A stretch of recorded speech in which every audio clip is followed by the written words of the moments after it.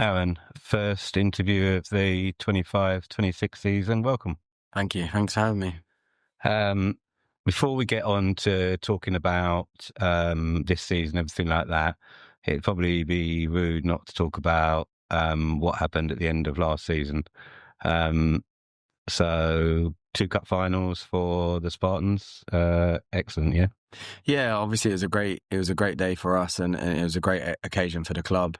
Getting 2 teams to 2 cup finals was a fantastic achievement for us, and obviously winning those cup finals was great. So it was a great end to the season last year. I know we could probably talk about the cup final minute by minute, but from Billy's penalty onwards, really, it was just magic, wasn't it? Yeah, I mean, it's surreal looking back at it. For the club, it was, just getting to the final, our first ever cup final. And I think the amount of time and effort and work that was put in by, everyone who's associated with the club and people that came out to support us and the players that put the effort in, it was just the perfect end to the season, that we could finish on a high. And then obviously Resi's cup final and our cup final, both won in the same day. Pretty sure that's never happened in the Essex Alliance before. And obviously it's the first bit of silverware for the first team. So, it's a great part of our history. Do you think the 10th of May will now be known as Spartans Day? Yes, yeah. I mean, it's going to have to be, from now on. And, it'll be great if we could get to another cup final this season. And try and, replicate the success that we had from last season. But, it's good to, finally kind of break that duck and get some silverware, for the club, because it's been a long time coming. And playing in such a stadium and with a great crowd was fantastic. Yeah, I mean, the crowd was unbelievable. Obviously, we know that Petro Club bring, a good support anyway. So we knew it was going to be important for us to match that level of support. And, just want to say a massive thanks to everyone who came out and supported us on the day, because we definitely matched them in terms of numbers, and the atmosphere was unbelievable. And obviously it's great to play at Dagworth Bridge Stadium. So massive credit to the Essex Alliance for having such great venues for their cup finals. But I'd say it's a stadium that we're pretty familiar with between me and you. Yeah, goes back a long way. Yeah. When we were 1-0 up, obviously Billy's penalty. When they scored, how did you feel? I felt it was a bit against the run of play, to be honest. I felt like, I felt like we was a more dominant team, and we kind of snuffed out any threats that they had. So, it was a bit disappointing to concede, and it was getting into that territory where we kind of had to, was 1-0 up, we kind of had to see it out from that point. So it would have been nice to try and get another goal, but it kind of got to like the last 10 minutes of the game, last 15 minutes of the game, and you're thinking, if we could just see it out for this, for the end, to the end of the game, would be fine. But obviously they then scored, and then got a man sent off.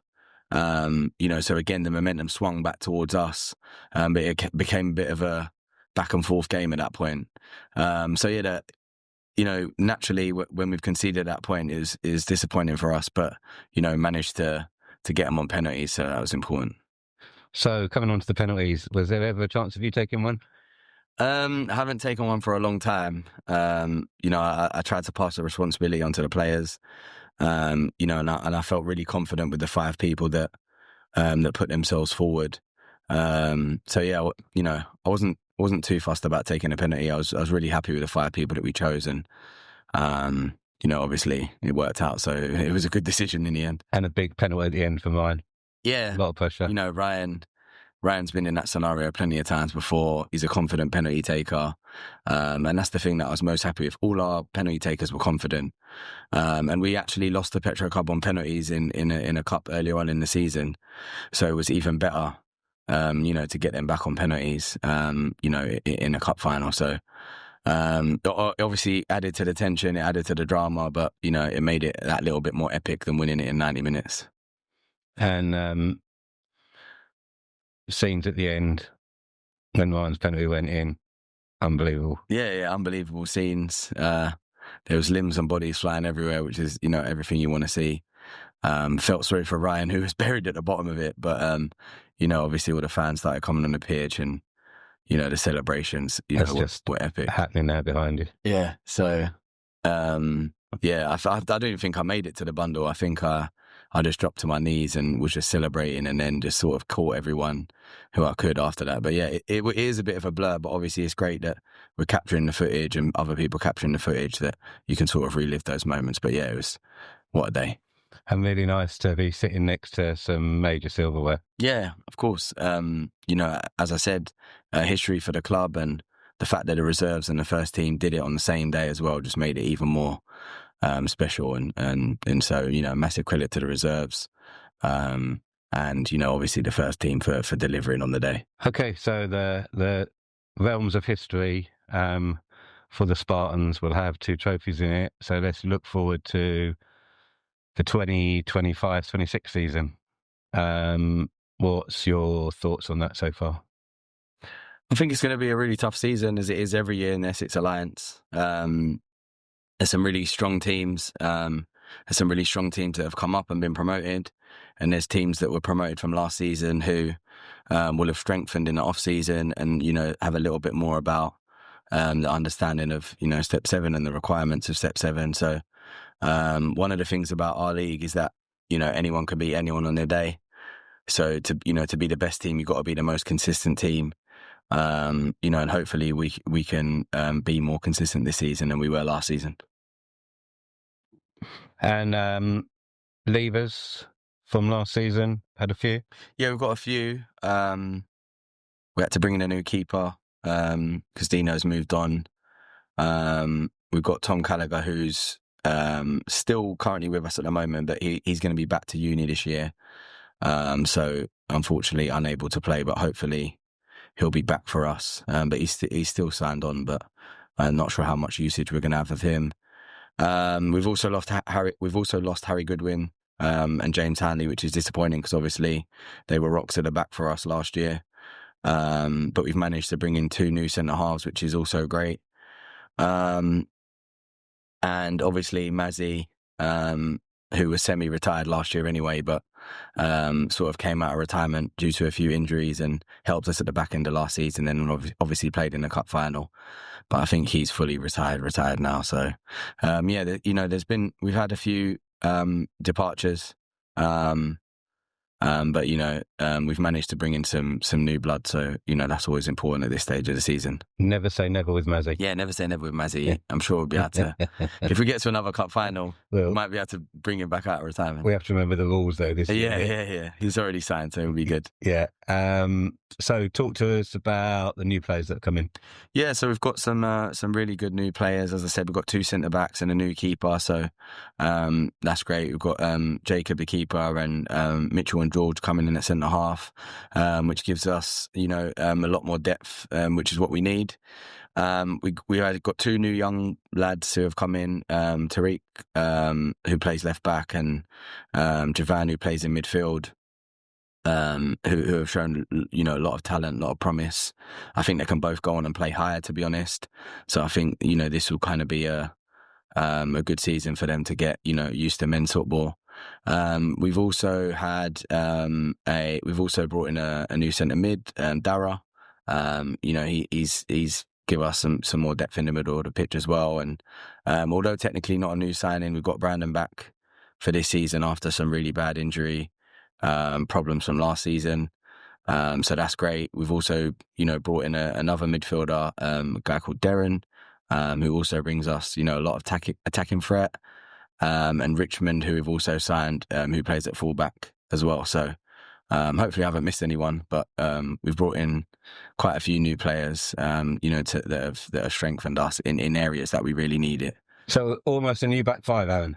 Yeah, almost a new back five with the players that we've brought in, but we've obviously still got some of the players from last season and that depth that we need, in our defensive units as well. So it's really important that we have that depth, and we always start with a big squad, and it whittles down with injuries and people, work commitments, etc. So always important to have a big squad going into the start of the season. And important, I think, this season to keep our two of our 3 strikers fit. Ryan did really well last season, but obviously we suffered with a terrible injury to Pete, which he had to have an operation, and obviously Brandon, as you previously said, about an injury. Yeah, also people seem to forget about Eli because he's had some really bad injury issues as well. So he's another person who was out for pretty much the whole season last year, only played 3 games. I think Brandon only played 9-10 games. And obviously, people from outside the club don't really know that. They don't really know what's happening. Pete missed the last, maybe 6 or 7 games and then the cup final. So yeah, like you said, Ryan stepped up massively for us. And, we had Billy M coming in at the back end of last season as well. And he's still here this season as well. So that's almost like a new signing in itself. But that's, again, why you have to have a big squad, so you can fill any injury voids and etc. But, when we was missing Brandon, Pete, Eli for those key games, makes a massive difference for us as a club. And it's just part of the struggles of football that people from outside the club don't really know about. And back at Brentford this year? Yeah, back at Brentford this year. I think we've got a really good relationship with Brentford at the moment that was built, sort of from last year. Massive thank you to them for having us. It shows obviously that we're ambitious as a club, that we want to play in a ground that's suitable for Step 5. After last season, I feel like it's starting to feel like home, and we're really settled in there now. So, we're happy there, and it's a great opportunity for us to be there. So, long may it continue. And I think, like you said, you touched on the point. It's all about relationships, and that's proven to be a really successful one. Yeah, definitely. Obviously, the ground share availability within the local area is not really something that happens quite frequently. So when the opportunity came up for us to play at Brentford, it was an opportunity that we felt we had to take. And also, if we're ambitious enough and consistent enough to get to Step 6, that ground is obviously suitable for that as well. So, obviously we're based in Chadwell Heath, and Ilford is just down the road from that. So, it's nice to be within the local area as well. And what's happening on the sponsorship front, Aaron? We're still looking for sponsors. We're still looking for sponsors for our home kit, and other sponsors that we have available. Again, it's like the relationship we've established with Brentford.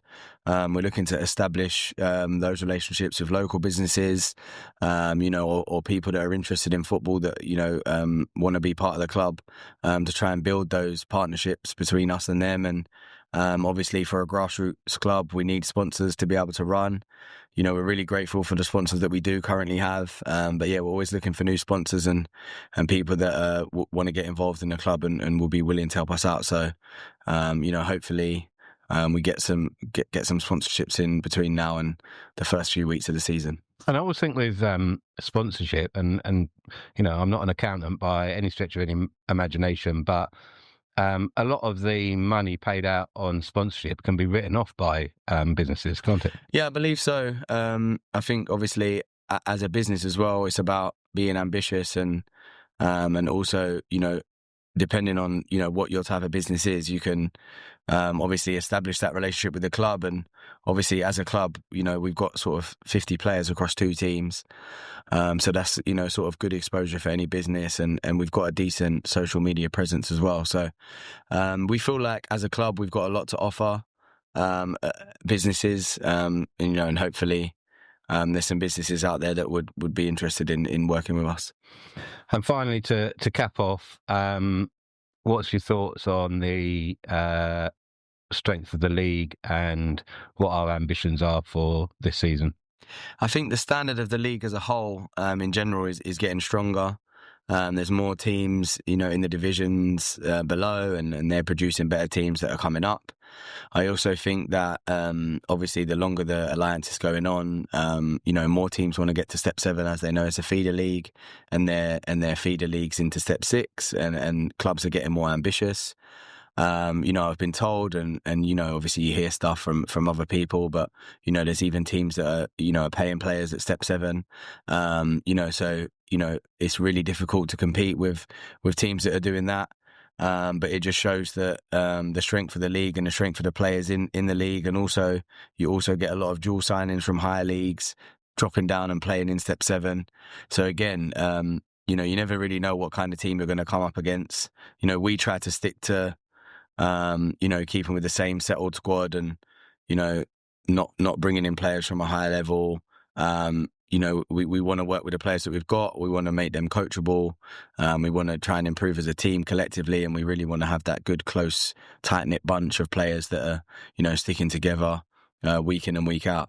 But yeah, the standard of the Essex Alliance, especially in the senior division, has definitely gone up. And I think the standard across the board from the best team in the league to the bottom team in the league is, like I said, anyone can beat anyone on their day. And that's what makes it so challenging, because you have to be the most consistent team and you have to be on it every single week. And in your opinion, if you were a betting man, where would you put your money for the title this year? I think CSM will definitely be strong. Obviously, Philip, who are now London Hearts, will definitely be strong as well. I think there'll be a couple of surprise packages in there as well. And I think, the main thing for us, as long as we're in and amongst it, and at the right end of the table, where we believe we should be, battling with the other people, and aiming for the top 4, top 5, then I think it will be a successful season. But again, like I said, it's about consistency. And again, you're competing against other teams in the league that, maybe a little bit ahead of you in terms of, maybe sponsorships or paying players or not charging players to pay, etc. And that's always a battle for us that, we've got to keep fighting behind the scenes. But, as long as the players are fully ready to go next Friday in our first league opener, I think we'll always give it a good crack every week and, try our best to finish it at the right end of the table. And finally, obviously we saw the departure of Westy, your number 2 at the end of the last season, and a new number 2 being brought in. Yeah, so, obviously we want to say a massive thank you to Westy for everything he did for us last season. His commitment to the team was superb, and obviously he brought in, load of knowledge and load of experience. Unfortunately, again, like we said, where we're competing with players, we're also competing with coaches who are being offered other roles at other clubs. So, unfortunately, he's moved into a role that, gives him a better opportunity to sort of progress, which is obviously something that he's ambitious about doing. But yeah, we've brought in Rafat, who actually coached in the Step 7 at Baker's 693 last year when they started to sort of pick up some good results. He came in with some players and actually managed to be a big part of their turnaround. But again, he's been fantastic since coming in. So look forward to working with him throughout the season, and hopefully you can sort of help us push for the top end of the table and bring that much needed experience and fresh set of ideas that will hopefully improve us as a team. So it all starts for us on a Friday night, unfortunately, and in North London. How are you feeling about that? Yeah, not ideal, to be starting the season on a Friday night. Obviously, commitment of players and players have got work commitments, on a Friday, and we're used to playing Saturday football as much as we can. Obviously, we want to be playing football on a Saturday because, that's for us. That's where the football is at. But it's a tough place to go on any Friday night. But it'll be nice to get that one out of the way, that away fixture. So yeah, it'll be a tough game.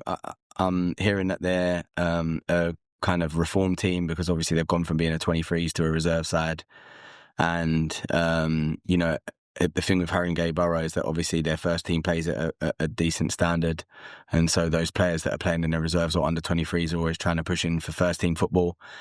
And obviously players that are dropping down from the first team to play get minutes, so they'll definitely have a strong team, and it'll definitely be a tough test for us. But if we can get 3 points on the opener, I think that'll be a massive boost for us going into the next 2 games against Fairlop and Petro Cub. So hopefully we can get off to a winning start. But it's definitely a tough opener, and be interesting to see how the rest of the fixtures get on the Saturday.